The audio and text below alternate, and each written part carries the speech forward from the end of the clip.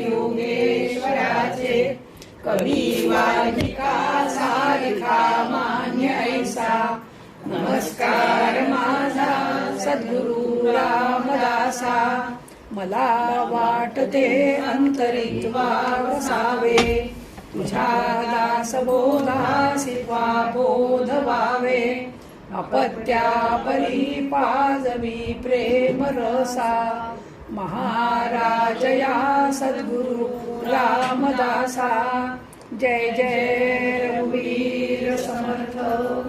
नमस्कार. सगळ्या देवांना इतकं सुंदर वातावरणामध्ये आज आपण बसलेलो आहोत. समोरून माझ्या राम आहेत आणि हसतमुख राम आहेत. तुम्ही सगळ्यात माझ्या ओळखीच्याच आहात. आता माझ्या सगळ्या मैत्रिणी झालेल्या आहात.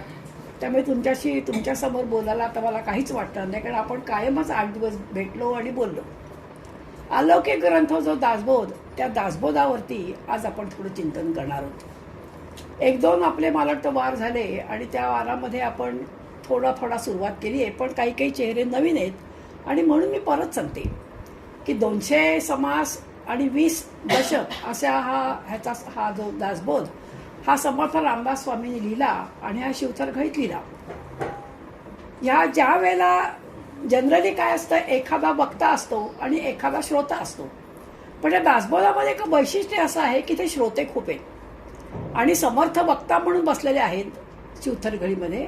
आणि जे सगळे वक्ते आहेत ते वेगवेगळ्या म्हणजे श्रेणीचे, वेगवेगळ्या वयाचे, वेगवेगळ्या आवडीचे असे सगळे बसलेले आहेत आणि ते सगळे प्रश्न विचारत आहेत आणि त्याला उत्तरं दिली आहेत. तो म्हणजे हा दासबोध. म्हणून समर्थ कृपेची वचने तो हा दासबोध असं समर्थांनी लिहिलंय.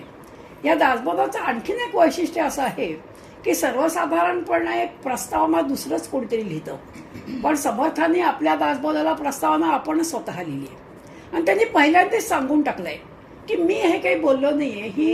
ही जी आहेत वचनं ही रामाच्या कृपेने झालेली आहेत, माझ्या मुखातून रामच बोललेले आहेत. आणि दुसरं असं सांगून टाकलं की ही चूक म्हणजे पैसा मिळेल, मुलं बाळ होतील किंवा तुम्हाला आणखीन प्रकारचं जर काही सुख हवं असेल लौकिकातलं ते काही ह्यांनी मिळणार नाही. पण त्यांनी ग्वाही दिली आहे की काय की भक्तीचे योग्य देव निश्चय पावती मानव ऐसा आहे अभिप्राव ये ग्रंथी. म्हणजे तुम्ही जर का अगदी मनापासून जर का हा ग्रंथ वाचलात तर तुम्हाला नक्की तुमच्या मनामध्ये भक्ती निर्माण होईल. ही ग्वाही समर्थाने दिलेली आहे. आणि दुसरी ग्वाही दिली की क्रिया पालटे तात्काळ. आणि म्हणून समर्थ एक दशक लिहित आहेत. जो पहिला दशक आहे तो व्होट ऑफ थँक्स आहे. मला हा नरदेह मिळाला आणि म्हणून मी लिहू शकलो, म्हणून नरदेहाचं कौतुक केलंय. पण नुसता मिळाला असं नाहीये. थोटा नाहीये, लंगडा नाहीये, लुळा नाहीये, आंधळा नाहीये, सगळ्या हात पाय सगळे चांगले असलेला मला हा नरदेह मिळालाय, म्हणून त्याचं त्यांनी थँक्स मानलेत. दुसरं म्हणजे गणपती विद्येची देवता म्हणून तिचे थँक्स मानलेत. मग शारदेचे थँक्स मानलेत. मग श्रोत्यांचे, आता मी इथे बोलायला आले, निमकरताईंनी मला बोलवलं, पण हे सगळे तुम्ही आलाच नसता तर कोणाचवर बोलले असते. म्हणून श्रोते तुम्ही जगदीशपूर्ती असं समर्थांनी म्हटलेलं आहे. नंतर संतांचे आभार मानले की संत जर नसते होऊन गेले तर आपल्याला हे सगळं जे वाङ्मय ते म्हणजे बघायला, ऐकायला आणि वाचायला मिळालं नसतं. म्हणून त्यांनी वाल्मिकींचं उदाहरण दिलंय की वाल्मिकीने रामकथा लिहिली म्हणून आपण रामायण वाचू शकतो.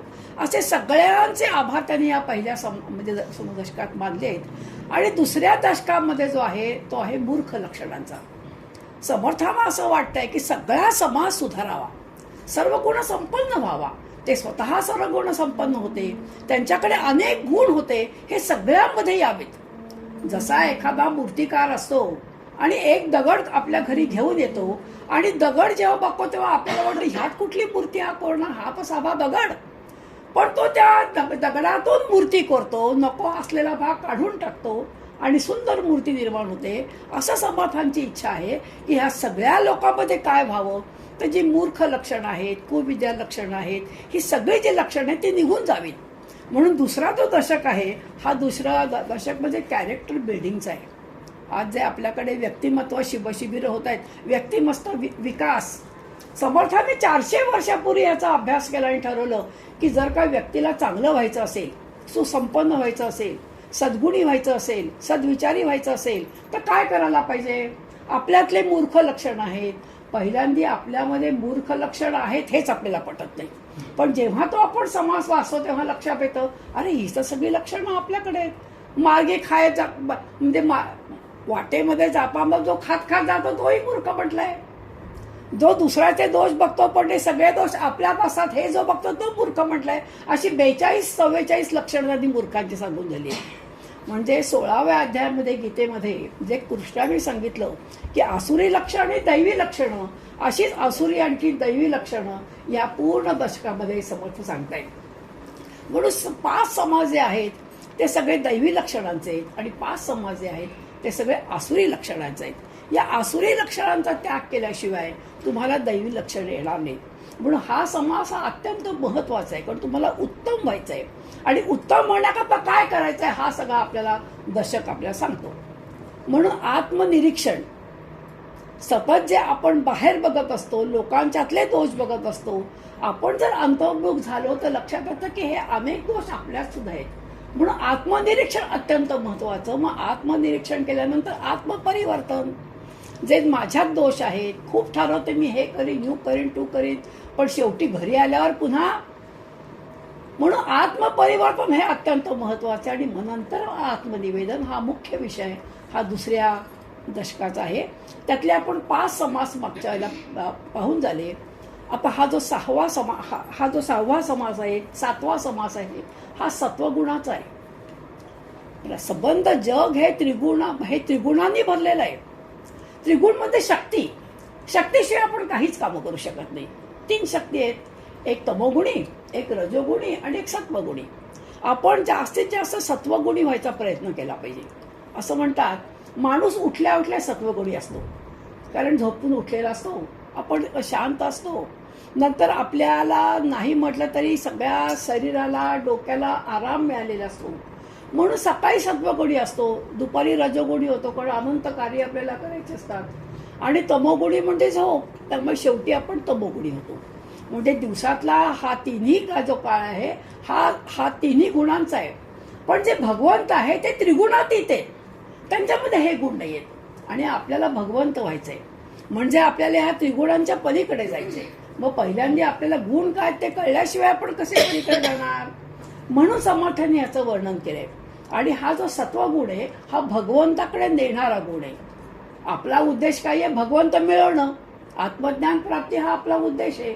म्हणून समर्थांना हा जो आहे समास लिहिताना बहार आली आहे. त्यामुळे बाकीचे जे 2 समास आहेत ते 40-42 ओव्यात आटोपलेत.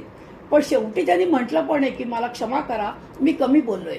असा हा एक सुंदर समास आहे. आणि म्हणून आपण ठरवलंय की हा जो समास आहे खरं म्हणजे हा समास म्हणजे आपल्या मनाचं ब्युटी पार्लर आहे.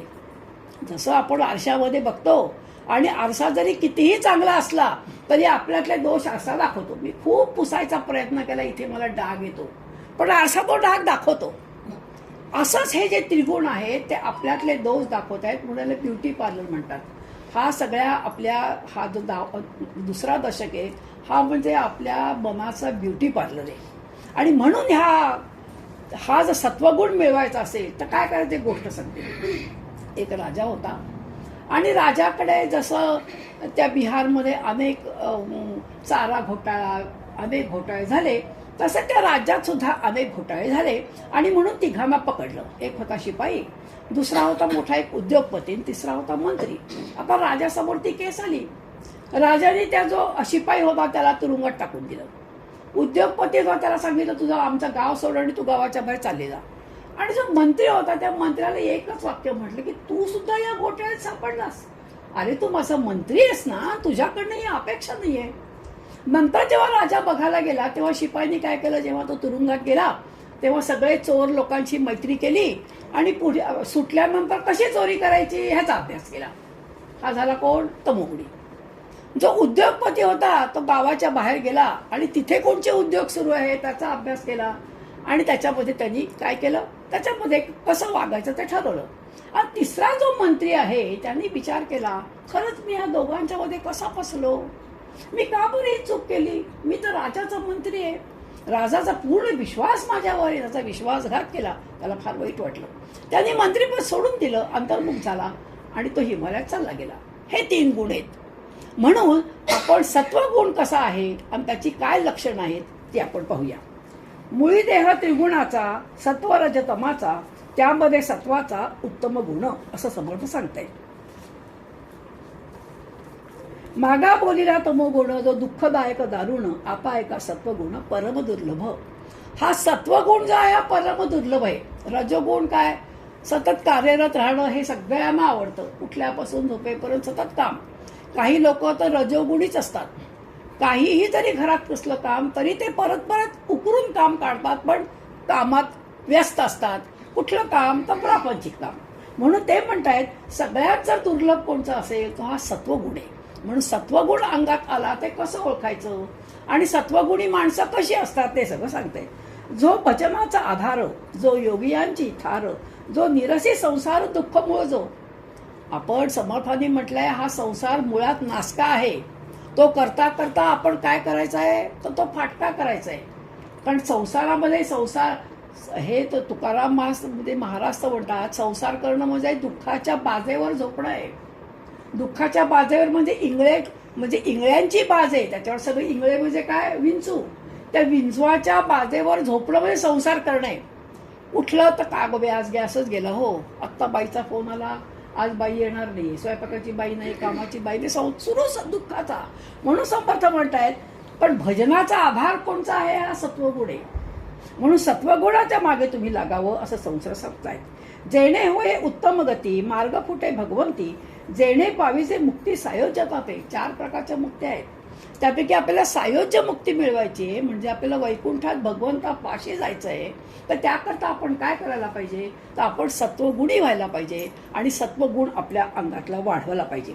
जो भक्तांचा पोवसा, जो भवानबीचा भरवसा, मोक्ष लक्ष्मीची दशा, तो सत्वगुण, ज्याच्यामुळे मोक्ष मिळतो. मोक्ष म्हणजे अत्यंत आनंदाचा क्षण, सगळ्या दुःखाचं निवारण आणि मोक्षाचा आणि मोहापासून क्षय तो मोक्ष.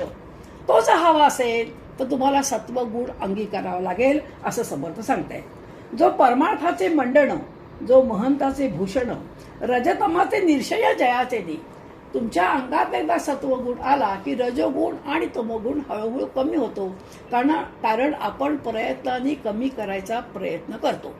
मगाशी मुलगा बाहेरून खेळून आला, पाय धुतले नाहीये, आई वस्त्यावर अंगावर ओरडली, रागवली. लक्षात ठेवा हे 3 गुण आपल्या अंगात हवे बरं. नुसता सत्वगुण अंगापासून संसार होणार नाही. आता मुलगा बाहेरून आला आणि त्यांनी चोरून एक पेन्सिल आणली, बाळा तू पेन्सिल आणलीस का, शाळेत गेलोस होय, असं म्हणून चालेल का? त्यावेळेला तमोगुण आणून त्याला शिक्षा करायला पाहिजे, त्याला रागवायला पाहिजे. चोरी करणं चांगलं नाही हे त्याला शिकवायला पाहिजे. रजोगुण समोर रजोगुण असल्याशिवाय तुम्ही कुठलंही कार्य करू शकत नाही. जेव्हा तुम्ही पदार सोडता तेव्हा एक प्रश्न आहे की राम आणि कृष्ण यांनी युद्ध केलं, शिवाजी महाराज युद्ध केलं, मग तो तमोगुण आहे का? कारण युद्ध करणं हा तमोगुण आहे. त्याचं उत्तर असं आहे, रामाने रावणाला मारलं, कंसाला कृष्णाने मारलं, शिवाजी महाराजांनी अनेक मुसलमानांना मारलं, पण हा सत्वगुण आहे. कारण का, हा लोकांच्या चांगल्या करता त्यांनी मारलेले, म्हणून हा सत्वगुण आहे. पण हे समोर दहशतवादी असतात. आजच पेपरात कुठेतरी वाचलं की नवऱ्याने बायकोचा फोन केला, काहीतरी दिलं नाही दिले, हा झाला तमोगुण. म्हणून तमोगुण आणि रजोगुणाला तुम्ही खाली दाबल्याशिवाय सत्वगुण वर येऊ शकत नाही. म्हणून तुम्हाला जर मोक्षलक्ष्मी मिळवायची असेल तर तुम्ही काय करायला पाहिजे, सत्वगुण वाढवायला पाहिजे. जो परमार्थाचे मंडण, जो महंताचे भूषण, साधू संत जे असतात, ते जे महंत असतात ते कसे असतात, सत्वगुणी असतात. कारण ते स्वतःही सत्वगुणी असतात आणि सगळ्या इतर समाजाला सुद्धा सत्वगुण वाढवण्याकरता म्हणून प्रयत्न करत असतात. जो परम सुखकारी, तुम्ही आता रोज 8 दिवस आमच्याकडे आल्यानंतर किती घरातल्या कामाचं नियोजन करून तुम्हाला यावं लागलं असेल. इतकं सोपं नाहीये. घरात आपली नातवंड आहेत, मुलं बाळ आहेत, नवऱ्याला जेवा खाला करायचं, चहाची वेळ आहे, हे सगळं सांगून तुम्ही आलात, पण तरी तुम्ही परम संतोषी होतात. तिथे बसल्यानंतर तुम्हाला कधीही असं वाटलं नाही बापरे आज तर मी चहाच नाही प्यायले किंवा मी आज स्वयंपाकाची तयारीच नाही केली. तुम्ही एका वेगळ्या आनंदात होतात, हा सत्वगुण आहे. म्हणून परम सुखकारी, जो आनंदाची लहरी, आपण किती आनंदात होतो. कितीतरी समासन दशक कितीतरी कठीण होते, पण तरी पण तुम्ही पुढे चांगलं असेल या ओढीने वाचत राहिलात. म्हणून ते आनंदाच्या लहरी देणारा हा सत्वगुण आहे. देऊन या निवारी जन्म मृत्यू, आपल्याला जर का मृत्यू टाळायचा असेल किंवा मृत्यू जो आपल्याला आनंदात घालवायचा असेल आणि जन्मही चांगल्या ठिकाणी व्हायचा असेल, ज्या पायरीवर मी जन्माला आले आणि त्या पायरीवरच जर मी मेले तर काय उपयोग घ्या. हा दुर्मिळ नरदेह आपल्याला मिळालाय जो 84 लक्ष योनीनंतर मिळतो. तर तो जर मिळाल्यानंतर काही सगळेजण मुक्त होणार नाहीत, कबूल आहे, पण थोडीशी पायरी वर चढूया, आपण सत्वगुणी होऊया, आपण दानधर्म करूया, आपण आपल्या ह्याच्यामध्ये आपल्या पुण्याची पुंजी वाढवूया, तो सत्वगुण आहे. म्हणजे मग आपली पायरी एक वर जाईल. मग आता आला आला प्राणी जन्मासी आला, गेला गेला एक दिवशी निघून गेला.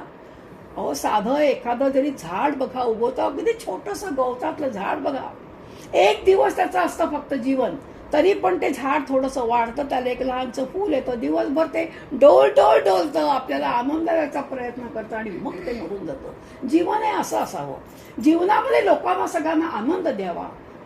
ह्याच्याशी भांडणं, त्याच्याशी भांडणं, ह्याचा आहे वाद, असं करू नये, कारण इतकं दुर्मिळ.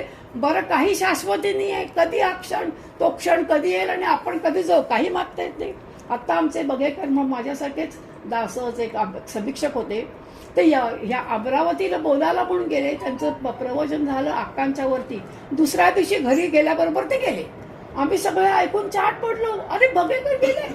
असा हा जो क्षण आहे, काही सांगता येत नाही. आणि म्हणून नेहमी सत्वगुणाने नेहमी चांगलंच वागावं असं आपल्याला समोर सांगता येईल. जो अज्ञानाचा शेवट, जो पुण्याचे मूळ पीठ, जयाचे नि सापडे वाट परलोकाची. आपल्याला चांगल्या लोकांमध्ये जायचं आहे, आपल्याला वैकुंठामध्ये जायचं आहे, पण आपल्याला रस्ता माहिती पाहिजे ना. आता हिरवीला यायचं आहे, आता कसं यायचं, हा रस्ता कळल्याशिवाय मी कशी येणार. हो, मग ती परलोकाची वाट कोण दाखवतो? सत्वगुण दाखवतो. तुम्ही सत्वगुणी झालात तर तुम्हाला परलोकाची वाट, म्हणजे भगवंतच तुमच्यातलं जे अज्ञान आहे ते नाहीसं करतं. अज्ञान म्हणजे मुख्य पहिला अज्ञान म्हणजे मी देह आहे, हे मुख्य अज्ञान. मी देह, माझा संसार, माझं घर, माझा पती, माझी मुलं. अरे तुझं कुठलं आलंय? मुळी तुझा देह, मुळे जिथे तुझा नाही तिथे तुझा नवरा, घर आणि संसार तुझा कुठला आलाय? पंचभूतांचा देह आपण बघितलंच. मग माझं म्हणतो, माझा नाहीये, मी इथे भाड्याने आलोय, लक्षात ठेवा. मी या घरातला भाडेकरू आहे, मी या घराचा मालक नाहीये, मी मुलांचा मालक नाहीये, लक्षात ठेवा. मला समूह नशिबाने ती मुलं लहानाची मोठी करायला भगवंतांनी सुपूर्त केलंय. ह्या तऱ्हेने तुम्ही त्या मुलांकडे बघा. आणि सगळा हक्क मुलाला दाखवायची गरज नाही, सगळा हक्क नवऱ्यावर आणखीन ह्या घरावर दाखवायची गरज नाही, कारण ते तुझं नाहीच आहे हे समजतं. आणि हे आपलं अज्ञान. आपण दुःखी का होतो? एवढं मोठं मी घर बांधलं, एवढं मोठं केलं, आणि ही सून माझी कालची आज आली आणि सगळ्या घरावरती आपला हक्क दाखवते, बाई दुःखी. अरे मुळात ते घरच तुझं नाहीये, ती सून तुझी नाहीये, आपणच म्हणजे आपणच मुळे परक्या. आपण जेव्हा एखाद्या भाड्याच्या घरात राहतो, कितीही माहिती आहे, सुंदर घर आहे, पाण्याची सोय उत्तम आहे, सगळ्या सोयी उत्तम, पण माहिती आहे आपल्याला की कधीतरी हे घर सोडून जायचंय, कारण हे घर माझं नाहीच. तसं हे घर माझं नाही, हे जे अज्ञान आहे, हे सत्वगुणामुळे हे अज्ञान नाहीसं होतं. तुझं नव्हे रे शरीर, बघ इतरांचा काय विचार, समर्थ म्हणतायत, आणि त्याप्रमाणे हे घर माझं नाही. ऐसा हा सत्वगुण देही उमटता आपण, तया क्रियेचे लक्षण. मग हा सत्वगुण एवढा चांगला असणारा जर आपल्यामध्ये आला तर आपल्यात काय फरक पडतो? कारण तेही आपल्याला कळलं पाहिजे ना की रजगुण काय, तमगुण काय, सत्वगुण काय. म्हणून त्याची लक्षणं समर्थ सांगतायत. ईश्वरी प्रेमा अधिक, प्रपंच संपादने लौकिक, सदा सन्निध विवेक, तो सत्वगुण. आज संध्याकाळी 5ला निमकरांकडे कार्यक्रम आहे. संध्याकाळी 5ला एक सुंदरपैकी कधी सिनेमा पण आहे. आज कुठला सिनेमाचा, झेंडा काय त्याचं आज ओपनिंग आहे. कुठे जावं? या अभ्यंकरांचं तर बोलणं पुन्हाही ऐकता येईल नाही का, पण झुंड आज पहिला दिवस आहे. हा विवेक की आपण काय निवडायचं आणि काय निवडायचंय आपण ठरवायचंय. कोण ठरवणार? मीच माझं ठरवणार. आणि समजा दुसरी मैत्रीण भेटली आणि ती म्हणे, काका तू काल आली नाहीस. अगं काय करू, एका ठिकाणी महत्वाचं काम होतं. सर्व खोटं बोलून माणूस पुढे जातो. म्हणून समर्थ काय म्हणताय, ज्याचं ईश्वरावरती जास्तीत जास्त प्रेम आहे तो काय म्हणणार, नाही हो झुंड तर काय मध्ये पुन्हाही बघता येईल. आपण पहिल्यांदा हे ऐकायला जाऊ. हा सत्वगुण, हा जो आहे हा सत्वगुण आहे. हे सगळं असं वाटायला लागलं म्हणजे आपणच आपल्याला आजमायचंय की मी रजोगुणात आहे की मी सत्वगुणात आहे. नाही नाही नाही, मी ते सगळं टाळलं आणि इथे आलो ना, माझा सत्व. संसार दुःख विसरावी, भक्तिमार्ग विमळ दावी, भजन क्रिया उपजावी, तो सत्वगुण. संसार मुळात दुःखमयच आहे. आपल्या मनासारखा संसार होणारच नाही. पण हे दुःख विसरायला कोण लावतो? सत्वगुण लावतो. कारण एकदा आपण ते म्हटलं की हे जे हा जो अग्नी आहे, ह्या अग्नीला कितीही म्हटलं शीतल तरी ते गरमच तो कधी थंड असणार का? त्याप्रमाणे संसारामुळे फाटकाच आहे, त्याला तुम्ही किती शिवणार? म्हणून आपल्या सत्वगुण काय शिकवतोय की संसार दुःख विसरावी, भक्ती मार्ग विमोदावी. भक्ती म्हणजे काय? भगवंतावर आनंद प्रेम. जे इतके दिवस प्रेम मी मुलाबाळांवर केलं, नवऱ्यावर केलं, घरावर केलं, माझ्यावर केलं, ते आता मी कोणावर करायचं आहे? तर माझ्यातल्या असणाऱ्या भगवंतावर करायचं आहे. म्हणून भक्ती मार्ग विमोदावी, भजन क्रिया उपजावी. आता भजन करावं असं वाटतंय, आता तुम्हाला थोडंसं कीर्तनाला जावं असं वाटतंय. आता ह्या ताई कीर्तनकार आहे, त्यांचं एकदा आपण कीर्तन ऐकूच, असं जे वाटतंय तो आहे सत्वगुण. नंतर परमार्थाची आवडी, उठे भावार्थाची गोडी, परोपकारी तातडी सत्वगुण. शेजारच्या माणसाला बरं नाहीये, अहो त्या नेहमीच आजारी असतात, काय रोजचं बघायचंय. पण अशाही वेळेला ज्याला वाटतं नाही बिचाऱ्या, म्हणजे काय माहितीये का, त्यांना जे दुःख होतंय, जसं आज सकाळचीच गोष्ट सांगते, आमची जी शेजारी होती जे आहेत सध्या, त्यांच्या बायकोचं म्हणे काय ऑक्सिजनच कमी होतंय. म्हणजे आपलं 96-97 असतं, त्यांचं 34-35 होतं. तर त्यांना ते ऑक्सिजन सारखं घ्यावं लागतं. शेजारचे गृहस्थ भेटले, त्यांना विचारलं कशा आहेत ताई? नाही हो म्हणे, आपण अगदी झोपू नये. नंतर त्यांना कॅथेटर लावले. मला ऐकून इतकं वाईट वाटलं. आपण दुसरं तर काहीच करू शकत नाही त्यांचं दुःख, पण कमीत कमी तोंडात म्हटलं तुम्हाला काही लागली मदत दादा सांगा. आता खरं म्हणजे मदतही आम्ही करू शकत नाही, पण तेवढ्याशा बोलून सुद्धा माणसाला जरा बरं वाटतं की नाही मी एकटा दुःखात नाहीये. याला म्हणायचं परोपकार. म्हणजे मी माझं का उदाहरण दिलं की आजचं सकाळचीच घटना घडलेली आहे. हा जो नुसता आपल्या तोंडाने गोड बोलून लोकांना जो आनंद मिळतो, हा सत्वगुण. म्हणून परोपकारी तातडीत स्नानसंध्या पुण्यशीळ, अभ्यंतरीचा निर्मळ, शरीर असते सोज्वळ, तो सत्वगुण. आपण रोज आंघोळ करतो, शरीर स्वच्छ होतं, पण हे झालं आपलं कोणचं बाह्य शरीर. पण आपलं आंतर शरीर आपण कसं स्वच्छ करणार? आपण त्याला काही साबण लावणार आहोत, धुणार आहोत? जो सूक्ष्म देह आहे जो आपला, तो साफ कसा करणार? तर अंतःकरण शुद्ध पाहिजे. बाहेर एक, आत एक. म्हणजे मगाशी सांगितलं ना, तुम्ही काल का नाही आलात? अहो खूप काम होतं. कुठलं काम होतं? कोठरड्या त्यात घरी, त्यात सिनेमाला गेल्या होत्या. याने अंतःकरण शुद्ध होत नाही, लक्षात ठेवा. जसं बोलू तसं जो वागतो, जो मनाचा निर्मळ आहे, तो जो आहे त्याचं अंतःकरण शुद्ध. म्हणून स्नानसंध्या पुण्यशीळ, अभ्यंतरी निर्मळ, आतून बाहेरून जो निर्मळ मनाचा आहे. काही लोक बघा इतके निर्मळ मनाचे असतात की त्यांच्या चेहऱ्यावरून सुद्धा ओळखता येतं की ह्यांच्यामध्ये मुळी खोटेपणा नाहीच आहे, खरंच बोलून टाकतील. तर निर्मळ मनाचा पाहिजे. शरीर अवस्थे सोज्वळ, तो सत्वगुण. नंतर पुढे सांगितलंय यजन आणि याजन, म्हणजे स्वतः यज्ञ करतोय, पण काही ठिकाणी कसं असतं, आपण यज्ञ करतो पण नेहमी आपणच यज्ञ करतो असं नाहीये.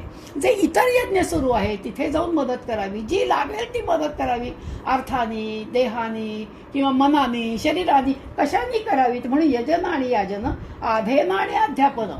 म्हणजे स्वतः तर आपण ह्या आध्यात्मिक ग्रंथांचा अभ्यास करावाच, पण समजा आता ह्यातली एखादी मैत्रीण आपल्याकडे आलेली नाहीये काही कारणामुळे, मग तिला आपण शिकवावं. जे आपण शिकलोय ते लोकांना शिकवावं, लोकांनाही आनंद द्यावा, लोकांनाही कळलं पाहिजे सत्वगुण काय, त्याला म्हणायचं अध्ययन.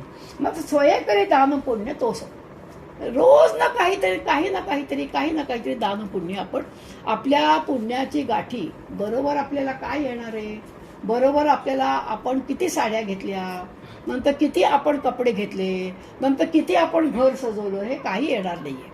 म्हणून हे करू नका असं नाही करा, काही सगळं करा, पण बरोबर आपल्या काय येणार आहे. किती लोकांना आपण दान दिलं, किती लोकांना आपण अन्नदान केलं, किती लोकांना आपण शाळेत जाण्याकरता पुस्तकांकरता पैसे दिले, ते बरोबर येणार आहे. आणि म्हणून ते म्हणतात की त्याने तुमचं पुण्य वाढणार आहे, त्याने तुमचा जो सूक्ष्म देह आहे, हा सूक्ष्म देह तुमचा स्वच्छ होणार आहे आणि निर्मळ होणार आहे. म्हणून दान पुण्य करा असं समर्थ म्हणतायत.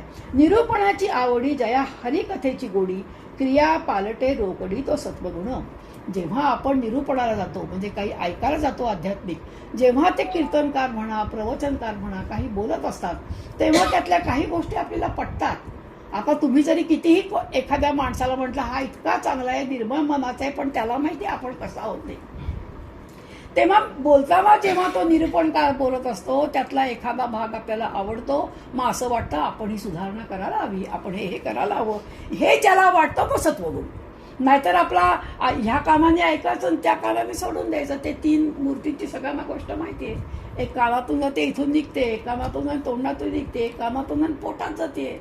सगळ्यात चांगली कोणती? जी पोटात जाते ती. नाही तर वाटेत भेटली मैत्रीण, काय कुठे का बाबा प्रवचन होतं म्हणून काय काय माहिती सत्वगुण म्हणत होत्या करा, झालं इथून ऐकून तिथून गेलं. नाहीतर मग तोंडावाटे सगळं काढून टाकलं. समर्थ म्हणतात जे ऐकले त्याचं मनन करा, निधिध्यासन करा, तर खरा उपयोग आहे. आणि म्हणून सांगतायत की निरूपणाची आवडी, जया हरिकथेची गोडी, क्रिया पालटे रोकडी. हे कशावरून ओळखायचं? जे आपण बोलतो तसं ऐकतो तसं करतोय का? कारण आपल्यामध्ये फरक पडला पाहिजे. हो, त्यांनी सांगितलंय की सकाळी लवकर उठावं. मी एवढी लवकर उठत नाही, कारण दिवसभर खूप कामं असतात. हे जो पाळायला लागतो तो सत्वगुण. धनदान, नाना रत्नांची दाने करीतो सत्वगुण. अश्वदाने, गजदाने, गोदाने, नंतर वेगवेगळ्या प्रकारची दानं जे देतात. खूप प्रकारचे दान आपल्याकडे आहेत. परंतु दान देताना आपण दान देतो याचा अहंकार पण नसावा. जसं दशरथालाकडे जनक राजा गेला आणि हात जोडून म्हणाला, माझी मुलगी, माझ्या 4 मुली मी तुम्हाला देतोय. दशरथाला म्हणतोय, नाही म्हटलं तरी आम्ही मुलीची बाजू, आमची खालची बाजू आहे, तुमची 4ही मुलं आहेत. दशरथाने दिलेलं उत्तर प्रत्येकाने लक्षात ठेवावं. ते म्हणाले, तुम्ही जे देता तुमचा हात कुठे असतो? तुम्ही कन्यादान जेव्हा केलं तुमचा हात वरती होता आणि माझा हात कुठे होता? खाली होता. मग कोण उंच आणि कोण नीच? म्हणून देताना मे बी लक्षात ठेवावं. बरं, द्यायला मला त्या भगवंतांनी बुद्धी दिली म्हणून देतोय. एक गोष्ट सांगतो म्हणजे कळला, बघ 5:30 वाजले. आपण जेवढे होईल तेवढे सांगेन. हा, कविभूषण म्हणून तुम्ही नाव ऐकलं असेल. शिवाजी राजांच्या वेळचा हा कविभूषण.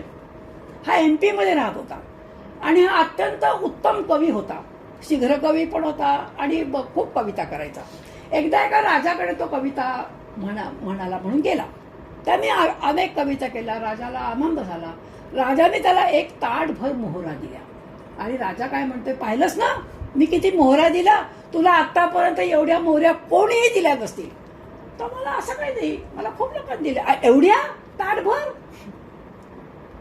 त्याने त्या मोहऱ्या परत केल्या. आणि तो म्हणाला, तुम्हाला असा एकही माणूस नसेल मिळाला की ज्याने या मोहऱ्या परत केल्या. तू दान दिलंस ना, मग एवढ्या दिल्या पण एवढा अभिमान का मागतोयस? हाच कविभूषण एकदा मग शिवाजी महाराजांकडे आला. शिवाजी महाराजांकडे सुद्धा त्याने अशाच कविता म्हटल्या आणि त्या राजापेक्षा 10 पट जास्त शिवाजी महाराजांनी त्यांना दान दिलं. पण एकदाही नाही म्हटलं की मी दान दिलंय. दान हे असं करावं. आपल्याकडे असं म्हणतात, उजव्या हाताने दान दिलं नाही की डाव्या हाताला कळता कामा नये. आपलं उलट आहे. दान द्यायच्या पूर्वी वाच्यताच जास्ती. समजा त्या तुम्ही एखाद्या देवळावर जा आणि त्या पायऱ्या असतात बघा, त्या पायरीवर प्रत्येक ठिकाणी लिहिलेलं असतं, अमुक एकाने नाव लिहिलेलं असतं ना. म्हणजे सगळेजण त्याच्यावरती पाय देऊन चालले त्या दानावरती. असं दान देऊ नका, निमूटपणे दान द्या. बरं, आपण म्हणताना काय म्हणतो, काय माहिती आम्ही दान दिलंय पण सत्पात्री आहे असं मनात शंका सुद्धा आणू नका. आपण दिलं. आता काय करावं काय नाही. जशी आता कालच माझी मैत्रीण, आम्ही आता एका मैत्रिणीकडे गेलो होतो. तर किशोरजी व्यास सगळ्यांना माहिती आहे. तर किशोरजी व्यासांना काय द्यावं म्हणून तिने एक सुंदर शाल विकत घेतली आणि त्यांच्या अंगावर घातली. इतक्यामध्ये काय झालं, त्यांचं एक चित्र एकाने काढलं होतं. हुबेहूब किशोरजी व्यास असावे तसं चित्र काढलं होतं. आता तो माणूस चित्र घेऊन आला. आता त्यांना प्रश्न पडला, एवढं सुंदर चित्र काढलं ह्यांना. बरं, ते संन्यासी असल्यामुळे पैशाला हात लावत नाहीत. मग आता काय द्यावं ह्याला? आता ह्याच्या प्रेमाची परतफेड कशी करावी? म्हणून त्यांनी त्या माझ्या मैत्रिणीला विचारलं, तुम्ही दिलेली शाल यांना देऊ का? तेव्हा ती म्हणाली, मी तुम्हाला दिली, तुम्हाला काय हवं ते करा. मग त्याने आपल्या अंगावरती शाल काढली. आणखीन ती म्हणाली, मला एवढा आनंद झाला की मी माझी शाल, त्याने नंतर काय केली पण लगेच उपयोगाला आली. आणि मग ते हे जे दान आहे किती सत्पात्री दान आहे. आज किशोरजी व्यास खुश झाले, आज तो माणूस खुश झाला, आज माझी मैत्रीण खुश झाली. त्याला म्हणजे दान करणं. आणि म्हणून समर्थ म्हणतायत की नाना रत्नांची दारे करी तो सत्वगुण.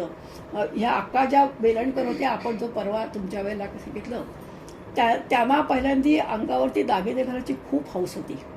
पाटल्या, बांगड्या, तोडे, गोट, गळ्यात जे जे किती घालता यावं हातात ते सगळं घालून त्या मिरवायच्या. एका क्षणी त्यांना असं वाटलं की हे काय आहे. ह्या म्हणजे जेव्हा असे मगाशी म्हटलं ना, निरूपण ऐकल्यानंतर माणूस कसा शहाणा होतो, तेव्हा असं वाटलं केवढं मी हे केलंय, मला विरक्त व्हायला पाहिजे. कारण मी लग्न कार्य केलेलं नाही, मी ईश्वराकडे जाणारी म्हणून इथं आहे. आणि मी हे काय त्यावेळी सगळं ते सगळे दागिने मोडले आणि सगळे सगळ्यांना वाटून टाकले. याला म्हणतं दान. इतक्या सगळ्या ब्राह्मणांना 101 ब्राह्मणांना बोलवलं, सगळ्यांना लुगडी दिली आणि प्रत्येकाला किती ग्रॅम वगैरे ते लिहिलेले नाहीये ते दान. अशा प्रकारचे दान कोणालाही न करता धमदान, वस्त्रदान, अन्नदान, उदकदान हा जो आहे हा सत्वगुण आहे. पुढे म्हणतात कार्तिक स्नाने माघ स्नाने व्रते उद्यापने दाने निष्काम तीर्थे उपोषणे. व्रत जे आपण करतो ते खरं जर पाहिलं, समजा आता मी एखादं व्रत केलं, काय केलं तर मी रोज 1000 तुळशी वाहीन. आता मी माझ्या मनाशी व्रत केलं, मी तुळशी आणते, त्या कासवाचे धुते, मग त्या बोसते आणि वाहते. आता हे कोण बघतं? खरं कोणीच बघत तसं. समजा मी 1000च्या 500 वाहिल्या, कोण बघताय? पण हा माझ्या मनाशी माझा करार आहे. आणि आज भगवंत बसलाय आणि त्याच्याशी तू करार केलायस की रोज 1000 तुळशी मी वाहीन. मग ह्याला म्हणायचं व्रत. म्हणून व्रत जे घेतो आपण ते आपल्या मनाशी आपण केलेला करार असतो. समजा एखादा मी तांबूल किंवा तंबाखू सोडला, कोण बघताय? तो बाहेरून खाकसो असेल, पण तुझं मन बघताय. तुला मन सांगते की अरे काय बेड्या, तू सोडलायस ना, मग आता परत का खातोयस? म्हणून ते म्हणतायत कार्तिक स्नाने व्रते उद्यापने. म्हणून व्रत आपण का करायची? आपल्या मनाला समजूत घालण्याकरता, मनाला शिकवण्यासाठी व्रत असतं. हे लोकांना दाखवण्यासाठी नसतं. एवढी ते 4 महिने व्रत करायचं लोकांना जेवायला, तो त्याच्यासाठी व्रत नाहीये. तुम्हाला संयम शिकवण्याकरता हा मुख्य संयमाचा भाग आहे. नाहीतर इतरांना काही कळणार पण नाही. हो, ज्या लक्ष वाहतात, दुर्वा वाहतात, काय जे वाहतात, किंवा कोणीशी त्या धान्य वाहतात. माझ्या एका मैत्रिणी अक्षता वाहिल्या त्या. म्हणजे प्रत्येक अक्षत मोजाय पाहावी लागते, कारण ती अक्षत म्हणजे काय, ज्या लक्षात येते ते अक्षत म्हणजे संबंध पाहिजे. एवढ्या सगळ्या मोजायच्या आणि त्या भगवंताचं नाव घेऊन त्या व्हायच्या. म्हणजे आपलं किती तिथे बघा कॉन्सन्ट्रेशन होतं, भगवंताच्या चरणी आपण लीन होतो. पण हे व्रत फक्त आपण आपल्याकरता करतोय, कोणाकरता करत नाही. पण ही सगळी जी व्रत करायची ती निष्काम बुद्धीने करायची, त्याच्यापासून काहीतरी मिळावं हा भाव नसावा. मग कार्तिक स्नान, माघ स्नान आपण जे करतो, कार्तिक स्नान जे तुमच्या अश्विन महिन्यात पौर्णिमेपासून त्या ह्याच्यापर्यंत किती सुंदर रचना आहे. त्याच्यामध्येच दिवाळी येते. दिवाळीचे तुम्ही जे कराल पदार्थ ते पहिल्यांदा भगवंताला दाखवा, मग खा. हे सगळं शिकवणारी ही स्नान आहेत. उद्यापने दाने निष्काम तीर्थे उपोषणे तो सत्वगुण असं समर्थ सांगतायत. सहस्र भोजने लक्ष भोजने विविध प्रकारची दाने निष्काम करी सत्वगुणे कामना रजगुण. एकदा समर्थाने ठरवलं की आपण पण सहस्र भोजन घालायचं. सगळी तयारी केली आणि 1000 दाम्पत्याला त्यांनी बोलवलं. समर्थांनी नदीच्या किनारी सगळी व्यवस्था केली आणि सगळ्या ब्राह्मणांना 1000 ब्राह्मणांना बोलवलं. ताटं वाढून तयार आहे, पण एकही जण आला नाही. बहिष्कार टाकला समर्थांवरती. त्याही वेळेला समर्थांना ओळखणारे काही सगळं जग नव्हतं हो. कारण जेव्हा ते संत असतात तेव्हा कोणी ओळखतच नाही. जेव्हा अक्का आमच्या संपर्कात आल्या तेव्हा अक्काच्या ते गुण आम्हाला कुठे कळले. आता त्यांचे आम्ही गोडवे वाहतोय, पण घरात एवढ्या येऊन सुद्धा, कारण त्या आपल्यासारख्याच वागतात ना, म्हणून कळत नाही. आता 1000 यांना बोलवलं, बहिष्कार टाकला, सगळंच तयार आहे. आता काय करायचं? ते महारवाड्यात गेले आणि सगळ्यांना हात जोडून विनंती केली की तुम्ही सगळ्यांनी आमच्याकडे जेवायला. आणि सगळे 1000 लोक जेवायला आले.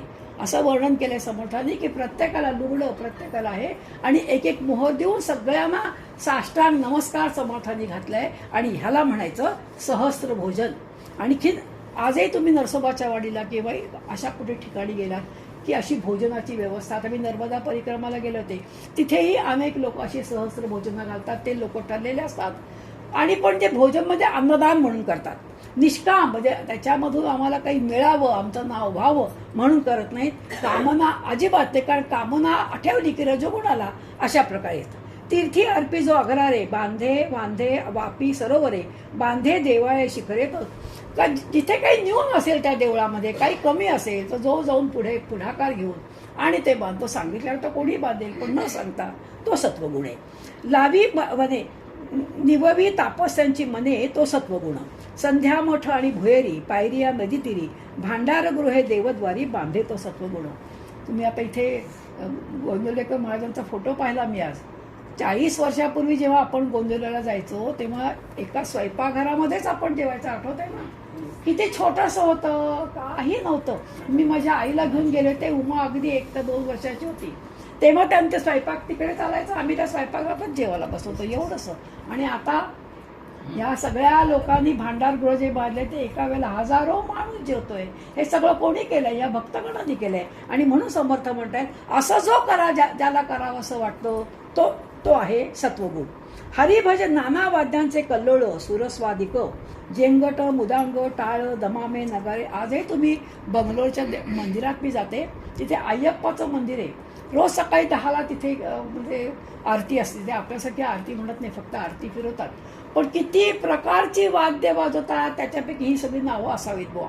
आणि अशा प्रकारे त्याच्यासाठी जो मदत करतो, म्हणजे फुकट येऊन सगळी ती माणसं ठरलेली असतात. तो माणूस येईल ते काय वाजवेल, हा माणूस येईल हे वाजवेल, न सांगता येऊन हे जी कामं करतात त्याला म्हणतात सत्वगुण. नाना सामग्री सुंदर देवाळही घाली नर हरिभजनी जो तत्पर तो सुंदर. जे जे काही की सुंदर असेल. माझ्या मैत्रिणीचे एक म्हणजे वडील होते, साधे होते, उषा मावशीचे वडील. ते काय करायचे, उन्हाळा यायला लागला की देवाला आता उकडेल म्हणजे पंखा हवा काय म्हणून वाळ्याचे पडदे लावायचे, त्याच्यावरती पाणी भरायचे. काय भाव आहे हो की देवाला उकडू नये. आणि आंबा पहिला आला की सायकलनी कुठे त्या महाराज बागेत आंबे मिळायचे म्हणून इतक्या लांब जाऊन ते आंबा आणणार. पहिला आंबा देवाला, हा सत्वगुण. पहिला आपण नाही खायचा, तो मग जे जे काही आपल्या जीवनामध्ये सुंदर असेल, चांगलं असेल, नीटनेटकं असेल ते पहिल्यांदा भगवंताला अर्पून मग आपण खायचं. हा झाला सत्वगुण. आणि जो हरिभजनी तत्पर, हे तुम्हाला कळलंच आहे, जो नेहमी तत्पर असो तो. नंतर वृंदावने तुळशीवने रंगमाळा समाजने ऐसी प्रीती घेतली म्हणे तो सत्वगुण. जे जे हवा आहे त्या मंदिराला, त्या सगळ्यांचा म्हणजे जो पुरवठा करतो तो म्हणजे सत्वगुण. सुंदर हे नाना उपकरणे मंडप चांदवे आसने देवाळे समर्पणे हा सत्वगुण. हा हे तुम्हाला कळलं. देवाकरणे खाद्य नाना प्रकारे नैवेद्य अपूर्व फळे अर्पी सद्य तो सत्वगुण. आमच्याकडे मी ऋषिकेशला जायची ना, तेव्हा एक बाई 30 दिवस फक्त गंगेचं पाणी पिऊन राहायची. 30 दिवस. हे जेव्हा स्वामीजींना कळलं की ही बाई, आणि तरी टवटवीत. मी नाही म्हणजे आपको भूक नाही लागते, नाही ते व्रत मला नाही भूक लागत, मी आनंदात आहे म्हणे. कारण तो माझे म्हणजे करून घेतो. आणि गंगेचं पाणी म्हणजे किती निर्मळ आहे. 3 वेळा गंगेचं पाणी प्यायची. नुसतं सकाळचं 1 वाजेपर्यंत जेवण नका देऊ, काय होतं न बोलणंच बरं आहे. आणि मग जेव्हा स्वामीजींना कळलं तेव्हा स्वामीजी तिला 1-2 फळ, हे फळ खाल्ल्याशिवाय झोपायचं नाही, हेच ते सांगतायत की देवाकरणे खाद्य नाना प्रकारे नैवेद्य.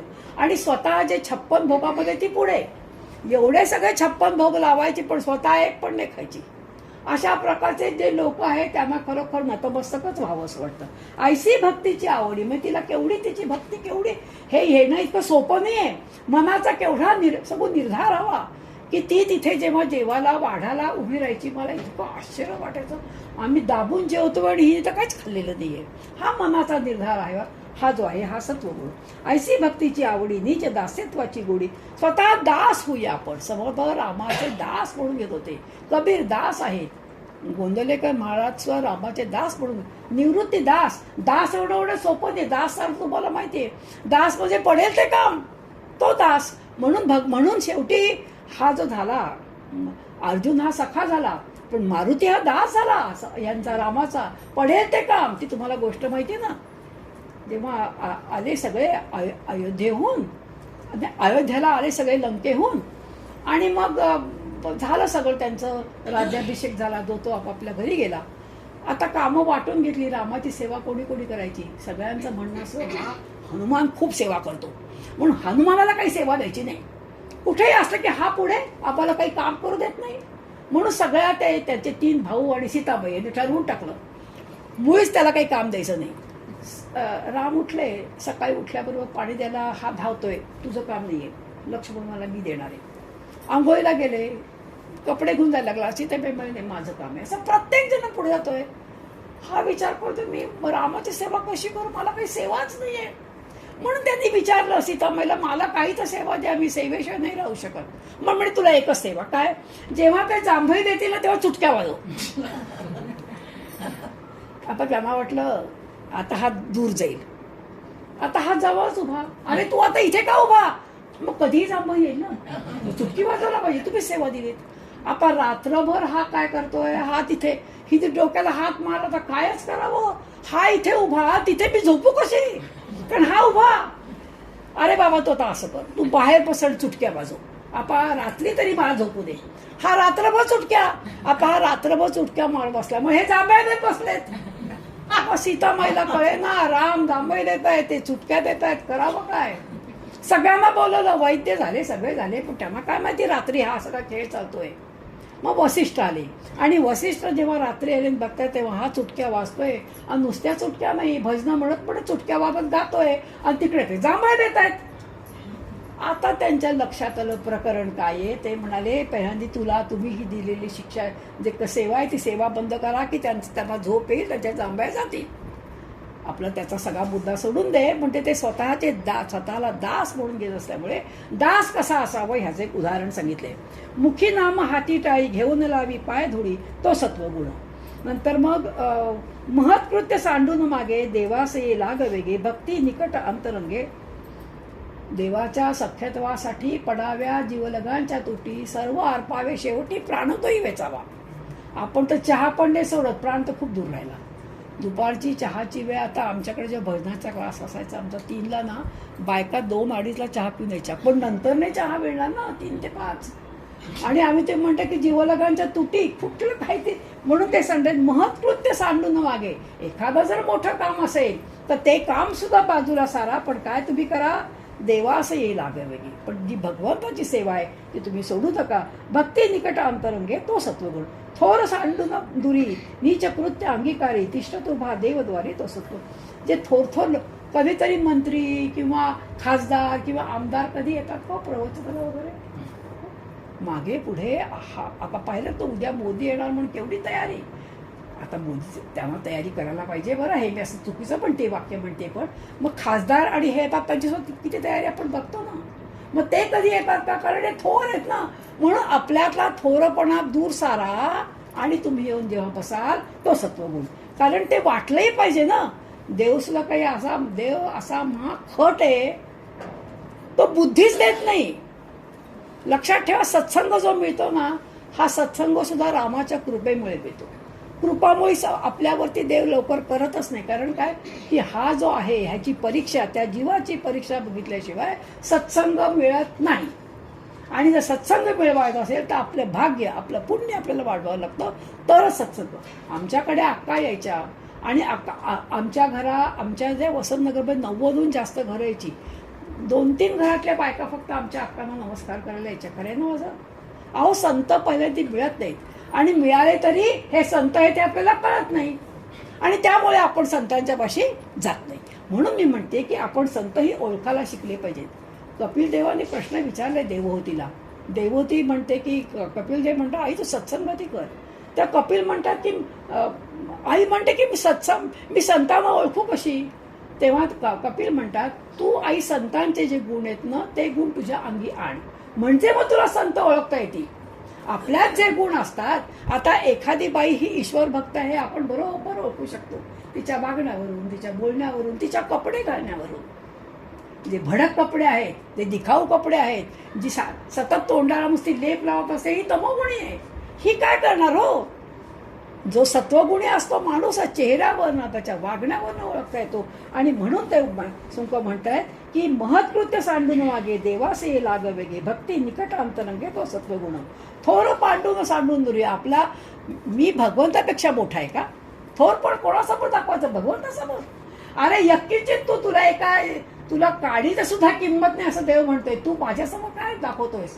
म्हणून थोरपण सांडून, मी ह्या आहे, मी तो आहे म्हणून देवाला नमस्कार करू नका. मी तुझा दास आहे म्हणून देवाला नमस्कार करा, मग देव तुम्हाला जवळ स्वीकारेल. म्हणून सांगतात की देवाद्वारे तिष्ठत उभा राहा, तर त्याला काय हवं ते बघ, असं समर्थ म्हणतायत. देवाला की उपोषण, वर्जी तांबोल भोजन, नित्य नेम जप ध्यान करीतो सत्वगुण. आज आमच्या घरात लग्न आहे, मुख्य पायरी सुटते काय ते देवपूजा. देवपूजा तुला कुठे वेळ आहे हो, आज लग्न आहे. आणि जप तर अजिबातच वेळ नाही, कुठे ती माळ घेऊन बसा. म्हणजे पहिली सुट्टी पूजेला, दुसरी सुट्टी जपाला, तिसरी सुट्टी ध्यानाला, कारण घरात लग्न आहे.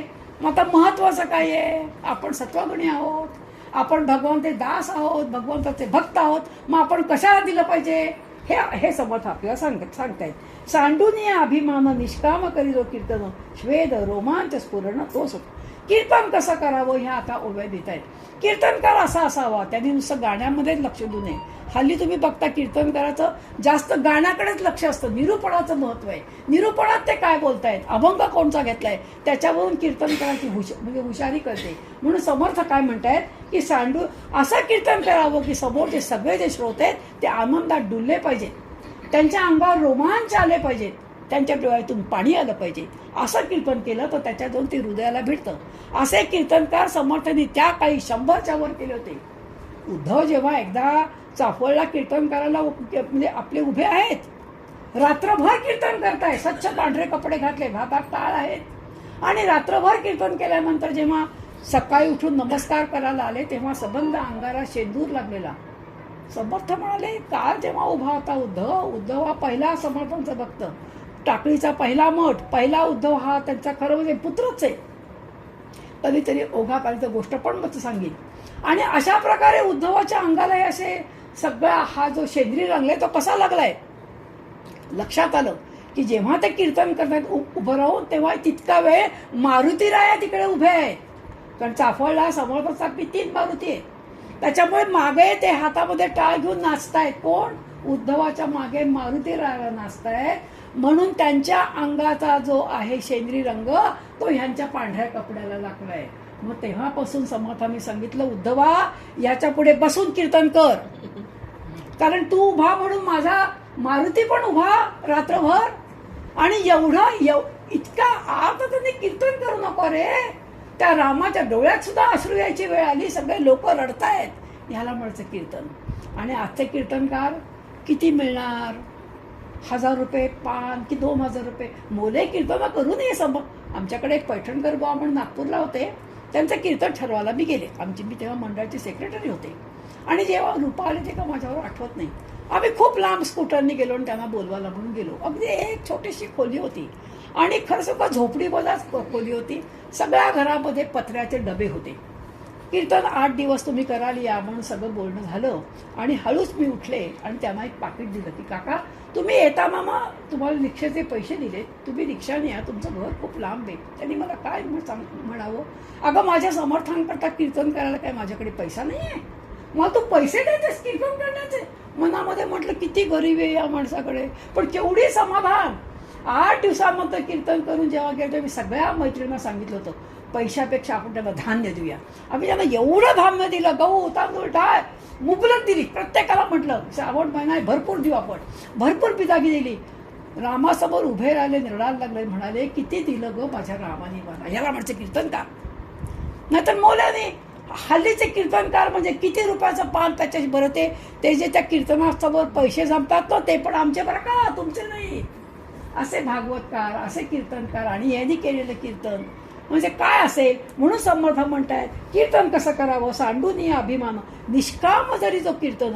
आणि मग असं जो कीर्तन करतो ना त्या कीर्तनकाराचे जे बोल असतात ते त्या ऐकणाऱ्यांच्या मनाला जाऊन भिडतात. आता बोलता तुम्ही एक, इथे वैराग्याच्या गोष्टी करायच्या, विरक्तीच्या गोष्टी करायच्या आणि सगळं लक्ष कशावर, त्या ताटावर, सगळं लक्ष त्या बिदागीवर. आणि जो लक्षात ठेवा, अहो आपल्या सगळ्यांना सांभाळणारा तो भगवंत आहे. तुझी काळजी त्याला आहे ना.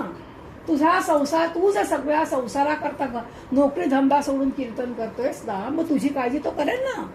तू कशाला पाहिजे, इतका भाव पक्का पाहिजे, इतका विश्वास पक्का पाहिजे आणि तो करतो, लक्षात ठेवा. अशी आपण अनेकदा आपल्याच बाबतीत उपयोग उदाहरणं पाहतो. कोणीतरी येतं आणि आपलं काम करून जातं आणि आपण काय म्हणतो, अगं बे अगदी देवासारखा नाही, तो देवच आलेला असतो. जसं हिच्या बाईने मला प्रश्न विचारला ना, तुम्ही एवढं देवाचा करता, देव पाहिलात का, काय प्रश्न आहे तिचा. खरंच मी तिला म्हटलं तूच तो देव आहे. तेव्हापासून ती इतकी माझ्यावर खुश आहे, कारण तिला मी देव म्हटलंय ना. अंतरी देवाचे ध्यान तेने निडारले नयन, पडे देहाचे विस्मरण. आपल्या देहाचं विस्मरण पडायला पाहिजे असा कीर्तनकार असावा, असा श्रोता असावा. आपले आनंदराव आठवले असे आपल्याकडे कीर्तनकार, नागपूरचे आमचे सालपेकर बुवा, एकदा कीर्तनाला उभं राहिले की देहभान विसरले. असे माझ्यासारखे म्हणणारे घड्याळसमोर ठेवा, जेव्हा भगवंत सांगेल तेव्हा तो कारण हल्लीचे श्रोते पण आणि खरं आहे ना माझं? अनंतराव आठवलेंची तुम्ही ऐकलेत ना? ऐकलीत सुंदर कीर्तनं. अच्छा. हरिकथेची अतिप्रीती सर्वथा नसे नये विकृती अधिक प्रेमा आधी अंती तो सत्वगुण मुखी नाम हाती टाळी नाचत बोले पिदावळी घेऊन रावी पाय धोवी तो सत्वगुण. साधं त्या वारकरी लोक जेव्हा ते रिंगण करतात आणि जेव्हा ते घोडा नाचतो त्या घोड्याच्या धुळी डोक्याला लावण्याकरता केवढी मरमर असते, केवढा भाव त्या लोकांचा. खरं साधा घोडा पण तो त्या माऊलीचा घोडा आहे याला म्हणायचं भाव. हा भाव असल्याशिवाय भक्ती येणारच नाही. भाव फार महत्वाचा आहे. देहाभिमान गळे विषयी वैराग्य प्रबळे मिथ्या माया ऐसे कळे. माया जी आहे ती मिथ्या आहे हे तोंडाने बोलतो, हे सगळं खोटं आहे बोलतोय, पण तरी विरक्ती आली पाहिजे, ती विरक्ती येत नाही. म्हणून समर्थ म्हणतायत काही करावा उपाय संसारी गुंतवणी काय उकलवी ऐसे हृदय तो सत्वगुण. हळूहळू आता तुमच्यासारख्या माझ्यासारख्या लोकांना आपल्याला आता प्रपंचाचा कंटाळा आलाय ना, नको वाटणं. पुरे झाले लाडू करणं, चिवडा करणं, हा आला की त्याच्या पुढे पुढे करणं. आता उमा सत्या ती राजश्री त्यामाने म्हणत बरं तुमचा संसार आहे, तुम्ही हे ऐकून घरी जाऊन करा असं मला म्हणायचं नाहीये, पण आमच्यासारख्या लोकांनी लुडबुड करणं बंद करा. आता माझ्यातली गोडी हळूहळू कमी करून तितक्यात मी माळा करीन, तितका मी एखादा ग्रंथ वाचीन, तितकेच मी एखादा कीर्तन देईन. असं ज्याला वाटतं तो काय झाला, त्याला म्हणतं सत्वगुण. संसाराशी त्रासे मन काही करावे भजन ऐसे मनी उठे ज्ञान तो सत्वगुण. आस्था आपुले आश्रमी अत्याबरे नित्य नेमी सदा प्रीती लागे रामी तो सत्वगुण. आश्रम म्हणजे आता आपला गृहस्थाश्रम सुरू आहे, माझा तर संन्यासाश्रम सुरू आहे. 75 वर्षे पूर्ण झाली त्यामुळे संन्यासाश्रम आहे. मी तर मग लुडबुड करताच कामा नये, पण ज्या आश्रमामध्ये जो आहे त्याने तो आश्रमही सांभाळला पाहिजे. गृहस्थाश्रम हा चारही आश्रमात अत्यंत महत्वाचा आश्रम आहे, कारण तिन्ही आश्रम या गृहस्थाश्रमावरती अवलंबून आहे. म्हणून आल्या गेलेला काहीतरी हातावर दिल्याशिवाय काहीतरी केल्याशिवाय त्याचा पाठवू नये. अन्नदानासारखं दुसरं पुण्य नाही. आणि म्हणून काय करावं की सगळ्यांना हात त्यांचा ओला करून सगळ्यांची नम्रपणे बोलून सगळ्यांची गोड बोलून गृहस्थाश्रम उत्तम करावा असं समर्थ म्हणतायत. सदा प्रीती लागेल आम्ही हा मगाशी सांगितलं सगळं करायचं, पण आपलं मन कुठे असावं. तशी ती लहान मुलाला सांभाळणारा बाई आपण ठेवतो, म्हणून दाईसारखा प्रपंच करा. म्हणजे कसं ती बाई त्या मुलावरती एवढं प्रेम करते जसं वाटतं बापरे दुसरी आईच, पण तिचं लक्ष कुठे असतं. 6 वाजेपर्यंत ड्युटी आहे, मग 6ची ड्युटी झाली आणि ते मूल जरी असं लढत तरी बाई चालली, कारण 6ची ड्युटी झाली. आपण सुद्धा असंच केलं पाहिजे. तेवढ्या सासूदेवी सांगितलं एवढं काम करावं तेवढं करावं आणि निमूट आपण खरं आहे ना. आता ह्या ताई मला म्हणतील आम्ही दोघंच राहतो, तुम्ही सगळं काम करून मग जाऊ. नियम आणि प्रतिनियम हे प्रत्येकाच्या घरचे वेगवेगळे असतात, पण त्यातल्या त्यामध्ये आपलं मन भगवंतापाशी जे ठेवायचंय ते मात्र आपण ठेवलं पाहिजे. सदा प्रीती लागे रामी हे हे हे लक्षात ठेवायला पाहिजे. सकळांचा आला विट परमार्थी जो निकट आघाती उपजे धारिष्ट तो सत्वगुण. एकदा सत्वगुण अंगात आल्यानंतर आपल्या मनामध्ये धारिष्ट येतं. कारण का की ते जे भगवंताचे गुण जे आहेत ते हळूहळू आपल्या अंगात यायला लागतात. पहिला गुण म्हणजे धीटपणा, धारिष्ट. काही लोक सांगते मी एकदम कोणाशी बोलायला एकदम त्या ह्याच्यामध्ये. आता परवाच नाही का अपर्णा कशी म्हणाली की मला ह्या सगळ्या लोकांमध्ये बोलायला मी कधी बोलले नाही, मी रात्रभर जागी, पण तिला धारिष्ट कोणी दिलं. त्या समर्थांमुळे तिच्या अंगात धारिष्ट आलं आणि मग हा जो गुण आहे हा सत्वगुण आहे, हा आपल्यामध्ये. 8वे भगवत भजन तो सत्वगुण. सदा सर्व काळ उदासीन म्हणजे उदासीन म्हणजे तोंड वाकडं करून बसायचं असं नाहीये, पण सगळ्या ठिकाणी धावून जायची गरज नाही. प्रत्येक लागला तुमचा तो एक्झिबिशन की धावली बाई, प्रत्येक लागला असेल की धावली बाई, थोडं उदासीन व्हा असं समर्थांचं म्हणणे. माझं नाही बरं, समर्थ म्हणताय ते सांगते मी. सर्व काळ उदासीन नाना भोगी विटे मन 8वे भगवत भजन तो सत्वगुण. पदार्थी न बैसे चित्त मनी आठवे भगवंत ऐसा दृढ भावाळतो तो सत्वगुण. मनामध्ये सारखी चिंता त्या संसाराची किंवा न करता जो भगवंताची चिंता करतो, भगवंताबद्दलच विचार करतो. मी आता कुठलं पुस्तक वाचू, मग काल मी हे वाचलं तो मला हा भाग कळला नाही, मग हा भाग कोणाकडून समजून घेऊ का, काय करू का, ह्याचं जे सतत चित्त ज्याचं असतं त्या भगवंतामध्ये त्याला म्हणायचं सत्वगुण. लोक बोलती विकारी तरी अधिक प्रेमा धरी निश्चय माने अंतरी. लोक तुम्हाला खूप हसतील, तुमच्या सगळ्यावरती ते काय हारखी सारखं देवदेव बाई करते नुसती पूजा, हसू देत त्यांना, पण तुम्हाला जो तो आनंद मिळतो. आता मला एकदा एका बाईने विचारलं, एक 8-10 दिवसाची गोष्ट, मी रोज सकाळी आमच्या तिकडच्या देवळात जाते. एक मला बाई भेटले, तुम्ही रोज जाता का देवळात? म्हणजे अहो रोज कसा देवळात जायचं? म्हटलं मला आनंद मिळतो म्हणून मी रोज देवळात जाते. मग त्यांचा पुढचा प्रश्न असा, अहो चराचरात भगवंत भरलाय, मग त्या देवळात पण भगवंत तो आपल्याकडे पण आहे. प्रश्न अगदी बरोबर आहे, मग देवळात जायची गरज काय? मी म्हटलं हवा सर्वदूर आहे ना, हवा सर्वदूर. अशी एकही जागा आहे का जिथे हवा नाही? आहे. अगदी तुम्ही जरी हिमालयावर गेला तरी थोडीशी कमी का असं पण हवा आहे. पण तरी मग मोटरमध्ये हवा भरायला तुम्ही असं तोंड केलं की हवा येते का? त्या पेट्रोल पंपावर जावं लागतं ना हवा भरायला. मग भगवंतापाच्या देवळात आपण का जातो? कारण त्याला जे सुंदर कपडे घातलेले असतात, त्यांची जी पूजा झालेली असते, बरं सगळ्या भक्तांचं मन जिथे एकवटलेलं असतं, म्हणून तिथे गेल्यानंतर त्याच्याकडे बघून जो आनंद मिळतो हे तुमच्याकडे आमच्याकडे बघून मिळत नाही, म्हणून देवळात जायचं. पण लोकांचे प्रश्न कसे म्हणून सांग, आत्ता अगदी 8-10 दिवसापूर्वीची गोष्ट आहे. कारण तेव्हा माहिती मी प्रवचन देते म्हणून माझी परीक्षा पाहिजे, म्हणजे मग त्याला ते उत्तर इतकं पटलं, म्हटलं रोज देवळात जायचं. अहो देवळात घ्या, खरं सांगू का, त्याला जावं, त्याला आपली दुःख सांगावी, त्याच्याशी मनाने बोलावं, आज दिवसभरामध्ये केलेल्या कालच्या चुका सांगाव्या, यावं परत. कारण आपल्या चुका फक्त त्यालाच माहिती आहेत, आपलं सुख दुःख त्याला माहिती आहे, त्याच्याशी बोलावं, बाकी इतरांना काही नाही सांगू. कारण कोण सगळ्यांना दुःख आहे, जगी सर्व सुखी असा आहे कोण? त्यामुळे तो ऐकतो, त्याचे काम फार मोठे आहेत. म्हणून आपलं सुख दुःख सांगावं, त्याचा आनंद आपण घ्यावं यावं पण असं मला वाटतं, म्हणून मी देवळात जाते. बघा तुम्हाला काय वाटतं तुम्ही तुमचं ठरवा. नष्ट संदेह निवारे तो सत्वगुण, शरीर लावावे कारणी. हे जे शरीर आहे, हे शरीर कधी कारणी लागेल? जेव्हा तुम्ही सत्कर्म कराल, जेव्हा तुम्ही एखाद्यासाठी काम कराल, झिजाल, तेव्हा ते शरीर सत्कर्मी लागेल. खा प्या मजा करा, सुंदर सुंदर कपडे घातले, लिपस्टिक लावले, पावडर लावले आणि आपण बाहेर गेला, ते सत्कारणी लावणं नव्हे. पण एखादा गरजू भेटला, त्याला काहीतरी मदत केली, तर ते काय आहे? ते सत्कारणी आहे. म्हणून शरीर लावे कारणी, साक्षेप उठे अंतःकरणी, दृढनिश्चय असावा, प्रयत्न करावा आणि त्याला मदत. सत्वगुणाची करणी ऐशी असे, असा हा सत्वगुण आहे. पुढे पुढे आपल्या अंगात एकदा सत्वगुण आला ना की पुढे पुढे मनाला सांगावं लागतच नाही, मन जाऊन लगेच त्याला मदत करतं. कारण काय, जसं पाणी हे उताराकडेच जातं, पाणी कधीच चढावाकडे जात नाही. त्यामुळे एकदा त्या मनाला शिकवण दिली, एकदा त्या मनाला लालसा लागली की एखाद्या माणसाला मदत करावी, दानपुण्य करावं, एकदा ते आपल्याला कळलं की मग आपण माणूस करतो. शांती, क्षमा आणि दया, निश्चय उपजी जया, सत्वगुण जाणावा तया अंतरी आला. लक्षात ठेवा, आपण सगळी धडपड जन्मभर जी करतो ती मनाला शांती मिळावी. दुसरं काय, आपण औषधं घेतो, इकडे तिकडे जातो, देवळात जातो, ग्रंथ वाचतो, का? शांती मिळावी. कारण बरं शांती कुठे विकत मिळत नाही. गेलं आणि 1 किलो शांती आणली, कुठे मिळते का? शांती ही आपल्यालाच मिळवायची असते. बरं ही प्रत्येकाने आपल्या तुमची शांती मला मिळू शकत नाही, माझी शांती तुम्हाला मिळू शकत नाही. ही आपली शांती कधी मिळेल? जेव्हा तुम्ही क्षमा आणि दया कराल. द्रौपदीच्या 5 मुलांना मारलाय अश्वत्थामाला, 5 मुलांना. आता सगळी मुलं मेली आहेत. अर्जुनाला अत्यंत वाईट वाटले. अर्जुनाने त्या अश्वत्थामाला धरलं आणि त्याला कर्कसून बांधलं आणि द्रौपदी समोर उभं केलं. दुसरीशीने काय म्हटलं, असं मारा ठार त्याला पाहिजे, 5 मुलं मारली. द्रौपदी रूपी दया कशी आहे? द्रौपदी म्हणते सोडून दे त्याला. त्याचं कारण असं, माझी 5 मुलं मेल्यानंतर जे दुःख मला होत आहे की मी आज पुत्रविहीन आहे, ते दुःख त्याच्या आईला आपण का द्यायचं? बरं त्याला मारून का माझी मुलं मिळणार आहेत? याला म्हणतं दया.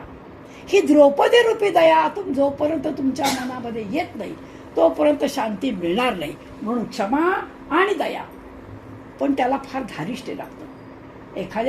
एखाद्या बाईनी समजा आपल्याशी काही वाईट वागली, आपल्याला दुरुत्तर दिली, तिला क्षमा करायला फार मोठं धारिष्ट्य लागतं. पण ते केल्यानंतर जी आपल्याला शांती मिळते ती तुम्हाला जगात कुठेही मिळणार नाही. म्हणून समर्थ म्हणतायत, शांती, क्षमा आणि दया, निश्चय उपजे जया. ज्यांच्या मनामध्ये निश्चयानेही उगवेल काय? दया आणि क्षमा, सत्वगुण, त्या ठिकाणी सत्वगुण आहे हे लक्षात ठेवा.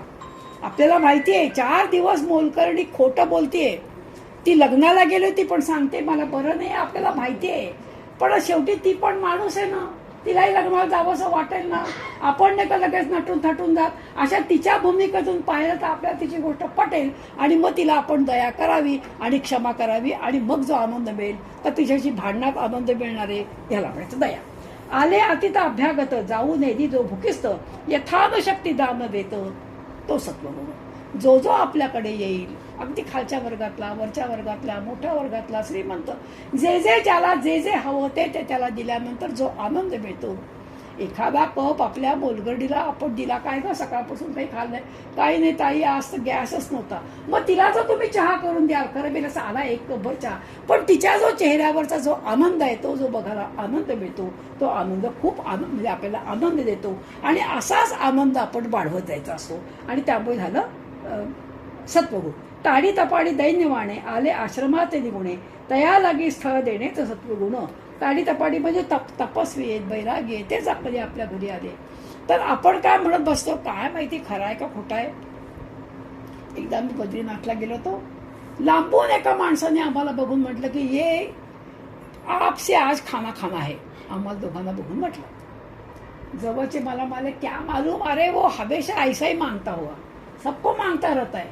मी विचार केला हा तपस्वी म्हणजे ह्यानी तुमचे गेरवे रंगाचे कपडे घातलेले आहेत, हा कुठे जाणार आणि कुठे जेवणार, धरून चला हा खोटारडा असेल पण दुपारची भूक तर त्याला आहे ना, त्याला घर नाही दार सगळं सोडून तो देवाच्या मागे आला ना, काय द्यायला हरकत आहे.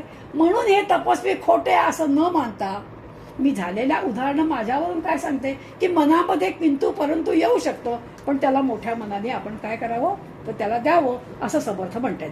जयास नाही कामना तो सत्वगुण ज्याने जिंकली रसना.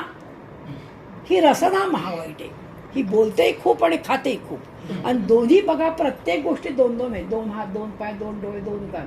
भगवंत एवढा हुशार आहे, 2 कामाकरता 1 दिलंय बरं आपल्याला की आणि कमी बोलावं आणि कमी खावं. आपण दोन्ही करतो, आपण इतके हुशार हो की एका जिभेने एवढं काम करतो.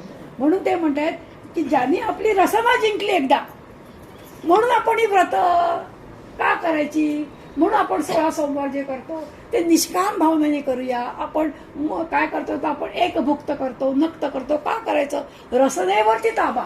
ही म्हणून खूप बायका बघा सकाळपासून दुपारपर्यंत मौन स्वीकारतात, बोलायचंच नाही.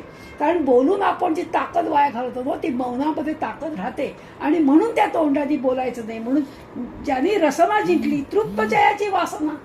किती वासना वाईट आहे. एकदा एक मोठा संन्यासी होता, भयंकर जीवनभर निर्वासन झाला होता, काहीही वासना उरली नव्हती. देह ठेवायची वेळ आली आणि मोठा अंधी आरोळी झाली, आंबे घ्या म्हणून. मनामध्ये विचार आला ह्या वर्षी आपण आंबा खाल्लाच नाही, अशी ही वासना आहे. निर्वासन झालेला संन्यासी कधी वासना कोणत्या क्षणी आपल्या मनात येईल काही सांगता येत नाही. देह पडला, दुसऱ्याच्या त्या त्या बाईच्या पोटामध्ये गेला, त्या बाईने त्या गर्भाशीपणामध्ये तो आंबा खाल्ला आणि तो गर्भाखाली पडला. अशी ही वासना सूक्ष्म आहे आणि म्हणून समर्थ म्हणतात तृप्त ज्याची वासना. म्हणून आपण आपल्या याच्यामध्ये समाधानी असावं. हे हवं हे हवं, हे किती घेणार, किती साड्या घेणार, किती 55,000 रुपये तोळा सोनं आहे म्हणे कोण मला काल म्हणाला. किती एवढं आपण घेऊच नाही म्हणजे कमीत कमी आपापच त्याची किंमत कमी येईल. काय करेन ताई, एवढं महाग सोनं घ्यायचं, एवढ्या सगळ्या गोष्टी घ्यायच्या. म्हणजे हळूहळू आपण त्या वासना आता कमी केल्या पाहिजे. आणखीन ज्यांनी आपली वासना, आणखीन ज्यांनी रसना जिंकली आहे बघा, आपण रसना जिंकली, जो आनंद आत्मिक आनंद मिळतो ना तो खूप छान आहे. तो तुम्ही म्हणजे करून बघा. अशाप्रमाणे ज्यांनी आपली रसना जिंकली, तृप्त जयाची वासना. जयास नाही कामना, कशाची कामना नाही, कशाची इच्छाच नाही, जो आहे तो सत्वगुण असं समर्थ म्हणतात. एका भगवंता करणे सर्व सुख सोडिले जेणे केले देहाते सांडणे. एका भगवंता करता सगळे सुख सोडून देऊया आपण. एवढा मोठा जर अनंत कोटी ब्रह्मांड नायक जर साधं एखादी गोष्ट जर आता मला परवा गावाला जायचं आहे, गावाला जाण्याकरता मला पैशाचं तिकिटाचे काढल्याशिवाय मी गावाला जाऊ शकत नाही. एवढा जर अनंत कोटी ब्रह्मांड नायक जर मिळवायचा असेल तर काहीतरी त्याग करायला पाहिजे ना. असं काय फुकटाफुकटी मिळेल का होतो आपल्याला. म्हणून त्याच्यासाठी आपण काय केलं पाहिजे तर एका भगवंताकडनं सर्व सुख सोडून देणे. म्हणजे काय तुम्ही अगदी दुःखात राहिलं पाहिजे असं नाही आहे, पण ज्यामुळे आपल्याला सुख लागतं, ज्या सुखाकरता आपण धडपडत असतो ते थोडं थोडं कमी करूया. आणि खरं सांगता देहाला जसं सजवू, देहाला जसं आपण शिकवू तसं ते शिकतं. आता आम्ही त्या ह्याला जायचो, ऋषिकेशला जायचो. ज्या सकाळपासूनच्या गोष्टी हव्या असायच्या या घरात, तिथे त्या काही मिळायच्या नाही.